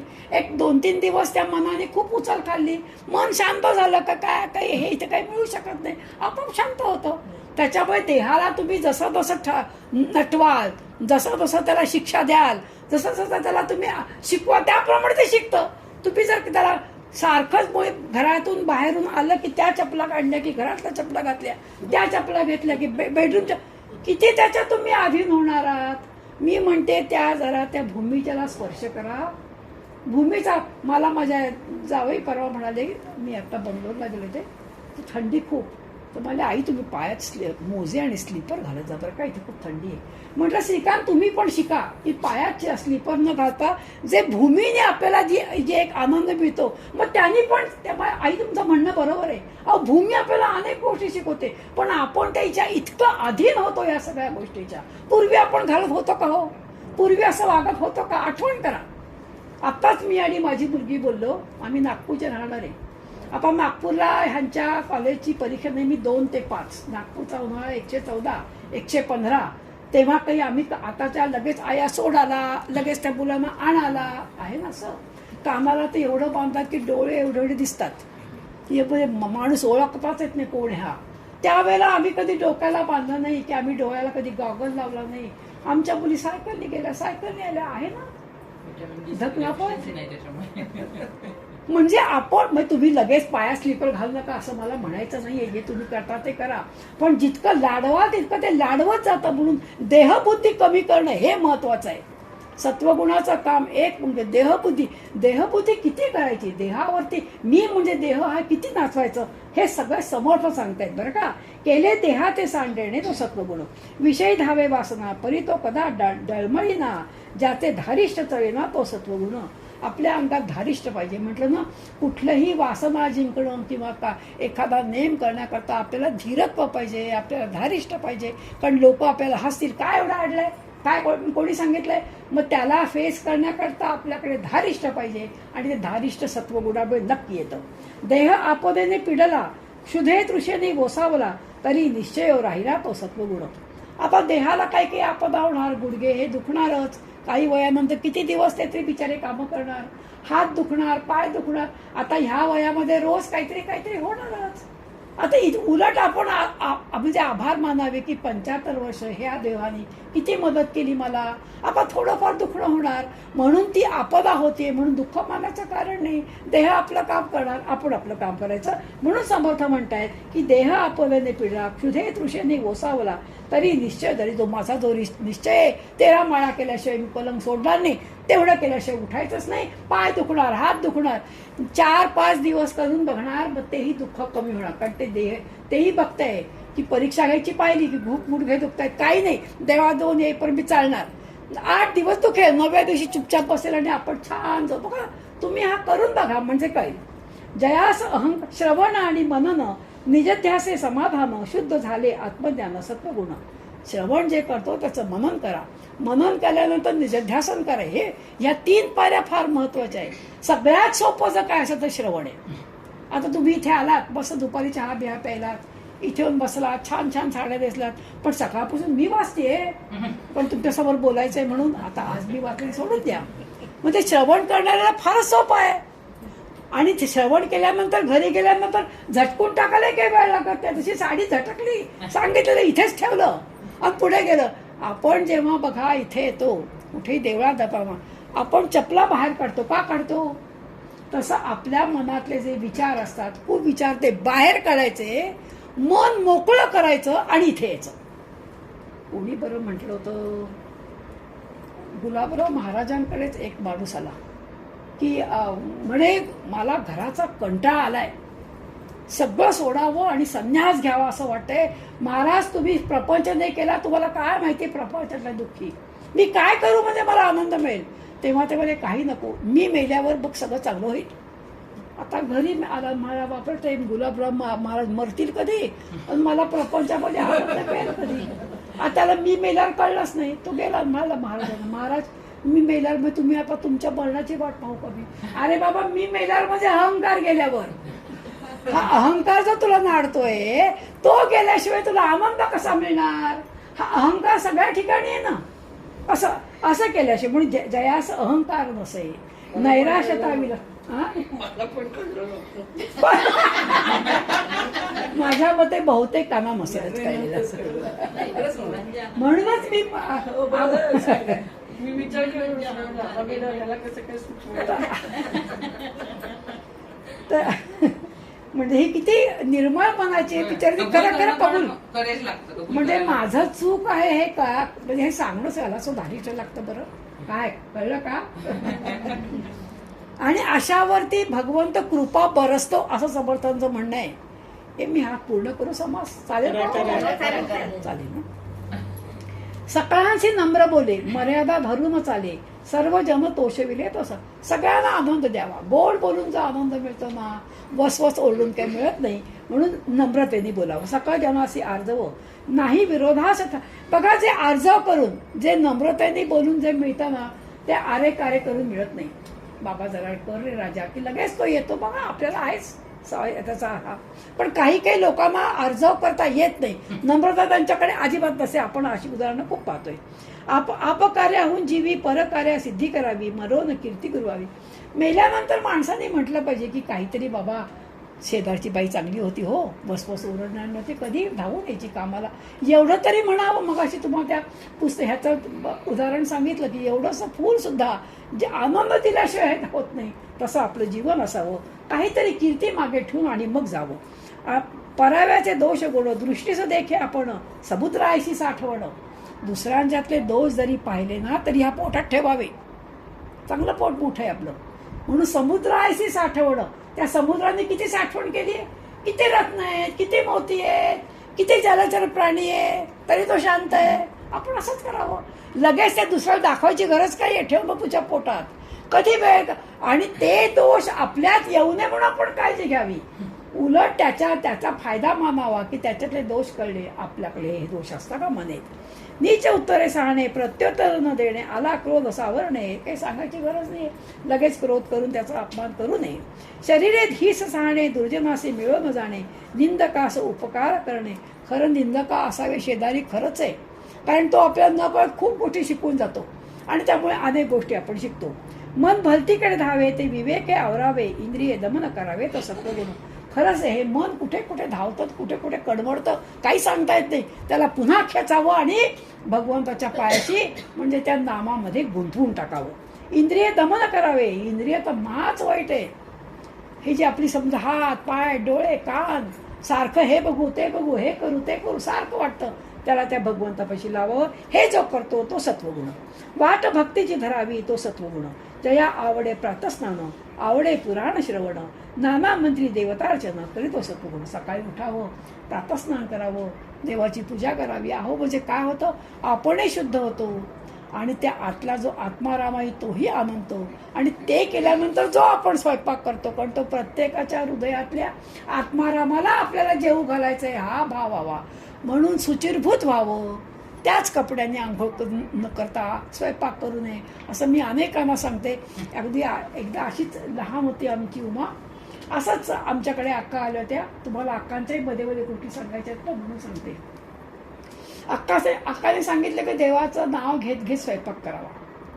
तसं त्या दिवशी आता आम्ही आदल्याच दिवशी ऐकलं होतं. मी तरुण होते तू ह्या मुलींच्या वयाची. मी पण देवाचं नाव घेत घेत स्वयंपाक केला. मग उमा शाळेतून आली. मला म्हटलं भाजी कशी झाली. उमाने मला उत्तर छान दिलं.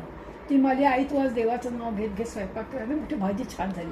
म्हणजे त्या दोघातला तिला फरक कळला. मला काय म्हणायचंय की जे अन्न आपण खातो ना त्या अन्नाचे बघा 3 भाग होतात. वरचा जे अन्नाचा भाग असतो त्याने हे सगळं मांस हाडं बिडं. जो मधला भाग असतो त्याने रक्त मांस ती तयार होतो. पण जो आतला भाग असतो ना त्याने मन तयार होतं. ज्या मनाने तुम्ही स्वयंपाक कराल त्या प्रकारे त्या खाणाऱ्याच्या मनातला भाव होतो. खा मेल्या म्हणून तुम्ही जर स्वयंपाक केलात तर त्या मनाला आनंद मिळेल का. आणि तुम्ही ते ईश्वराचं नाव घेत घे सुचिरभूत होऊन स्वच्छ मनाने आनंदाने तुम्ही जर तो स्वयंपाक केला तर खाणाऱ्याला किती आनंद मिळेल. आणि म्हणून समर्थ असं म्हणतायत किती ना या परमार्थ या सगळ्या सूक्ष्म सूक्ष्म गोष्टी आहे आणि त्यानेच हे अंतःकरण शुद्ध होतं, त्यानेच मन शुद्ध होतं बरं का. जया आवडे प्रातस्थान आवडे पुराण श्रवण नाना मंत्री देवतार्चन करीतो सत्वगुण पर्वकाळी अतिसाधार वसंत पूजेचा तत्पर जयंताची प्रीती थोरतो असत. अनेक जयंत्या येतात, पर्व काळ येतो, त्यावेळेला आपण जावं आणि काम करावं असं समर्थ म्हणतायत. विंदेसी मेले मरणे, कोणी शेजारी पादारी मृत्यू झालाय त्यांनी कोणी मदत करायला नाहीये, आपण धावत जाऊन मदत करावी. कोणी एका समारी तयास जाऊन वारी जीव बंधन मुक्त करी तो दोन माणसं भांडतायत, समजा एखाद्याला मदत हवी असे जाऊन करावी. लिंगे लाखोली अभिषेक नामस्मरणी विश्वास देवदर्शनी अवकाश. तुम्ही त्या महेश्वरला जा. अहिल्याबाई होळकर एवढ्या राणी होत्या, एवढ्या कार्यरत होत्या, पण त्या ह्याच्या नदीतल्या रोज ती माती आणायची, तेवढी 1,00,000 लिंग आपल्या हाताने रोज त्याची पूजा करून पहाटे उठून मग त्या कारभार करायला यायच्या. म्हणून त्या महेश्वराला गेल्यानंतर का आनंद मिळतो, म्हणून ते म्हणत लिंगे लाखोली अभिषेक नामस्मरणी. ज्यांचा विश्वास आहे काय होणार आहे नामामध्ये. आता जेव्हा आपण नामस्मरण समास वाचू तेव्हा आपण त्याचा अभ्यास करूच या. देवदर्शनी अवकाश तो सत्व संत देखोनी धावे परमसुख येलावे नमस्कारी सर्व व्हावे. तो नमस्कार हा सगळ्यात सोपी सगळ्यात जर कोणची असेल भक्ती ती म्हणजे नमस्कार, तो त्याला संतांना घालावा. संत कृपा हो जयास तेने उद्धरीला. ज्यांच्यावर संत कृपा होते त्यांचा पूर्ण वंश उद्धरून निघतो असं समर्थ म्हणतायत. जया आवडे पुण्य संस्कार प्रदक्षिणा नमस्कार जया राहे पाठांतर तो सत्वगुण. भक्तीचा हव्यास भारी ग्रंथ सामुग्री जो करी. आपल्या घरामध्ये एखाद वेळेला दागिने कमी असतील, 4 गोष्टी कमी असतील तरी चालेल, पण आपल्याकडे सुंदर आपल्या आध्यात्मिक पुस्तकांची लायब्ररी असावी, त्याचं वाचन नित्य असावं असं समर्थांचं म्हणणं आहे. देवाची जी उपकरणे ती झळफळीत असावी, स्वच्छ. तुम्ही त्या रामकृष्ण मठात जाऊन बघा, सगळं स्वच्छ आणि मग त्या ठिकाणी देव आहे हे नक्की आपल्याला वाटतं. म्हणून समर्थ म्हणतायत की झळफळीत उपकरणे माळा गवाळी आसने पवित्रे सोजवळे वसने तो सत्वगुण. परपिढेचे वाय कोणाला दुःख झालं की आपल्याला आजच माझ्या मनात आलं, ते मी युद्धाचं थोडंसं ऐकत होते, ते काय त्या असताना जाळलं म्हणे, मला इतकं वाईट वाटलं. म्हटलं ती प्रयोगशाळा बांधायला किती पैसा किती वेळ लागला असेल, एका क्षणात त्यांनी म्हणजे असं ऐकल्यानंतर फार मनाला यातना होतात. काय युद्ध करून त्याला मिळाले, केवळ अहंकारापर युद्ध झालंय. परदुःखे परभूषणे भूषण. लोकांच्या आनंदात आपण आनंद मानावा, लोकांच्या दुःखात आपण आपलं दुःख मानावं. आता असं हे बहुत देवी धर्मी ज्याते चित्त भजे कामना रहित. कुठलंही जरी तुम्ही भगवंताचे भजन हे निष्काम करा, मला आनंद मिळावा, मला सुख मिळावं, मला पैसा मिळावा. अहो देव हा सर्वज्ञ आहे, त्याला माहिती ह्या जीवाला काय हवंय, तो भरपूर देईल, पण काही निष्काम भजन करा. ऐसा हा सत्वगुण सात्विक संसार सागरी तारक. संसार सागरातून तरुण जाण्याकरता हा सत्वगुण फार महत्वाचा आहे. येणे उपजे विवेक ज्ञान मार्गाचा. तुम्ही जर भक्ती केली की ज्ञान आपोआप येतं. पण ज्ञान ही भक्ती ही आई आहे, ज्ञान ही त्याच्या म्हणजे कड्यावर बसणारं मूल आहे. सत्वगुणे भगवत भक्ती सत्वगुणे ज्ञानप्राप्ती सत्वगुणे सायोज्य मुक्ती पावी देते. सत्वगुणामुळे भगवत भक्ती निर्माण होते, सत्वगुणामुळे ज्ञानाची प्राप्ती होते, सत्वगुणामुळे सायोज्य मुक्ती मिळे. म्हणून तुम्ही सत्वगुण अंगात बाळगा असं समर्थ म्हणतात. ऐशी सत्वगुणाची स्थिती स्वल्प बोलिले यथामती सावध होऊन श्रोती पुढे अवधान जावे. समर्थ म्हणतायत सत्वगुण असा आहे, हा सगळ्यांनी अंगात आणा. मी थोडासाच बोललो म्हणून मला क्षमा करा, पण सत्वगुण आणायचा सगळ्यांनी प्रयत्न करा असं म्हणून हा 88 ओव्यांचा समास समर्थाने ह्या इथे संपवला आहे. हा मी माझ्या मतीने जेवढा मला सांगता आला तेवढा मी सांगायचा प्रयत्न केला. पण आपण सगळे सत्वगुणीच आहोत म्हणून सगळे आपण इथे आलेलो आहोत हे लक्षात ठेवा. पण हा सत्वगुण आता वाढला पाहिजे आणि जर का रजोगुण येत असेल तर दाबला पाहिजे आणि सत्वगुणाचं वृद्धिगत केलं पाहिजे. हे या आपण ह्याच्यावर शिकूया आणि सत्वगुणानेच आपण भगवंताकडे जातो. मग सत्वगुण वाढवावा हे समर्थ येथे सांगतायत. जय जय रघुवीर समर्थ. कल्याणकारी रामराय म्हणूया आणि संपूया.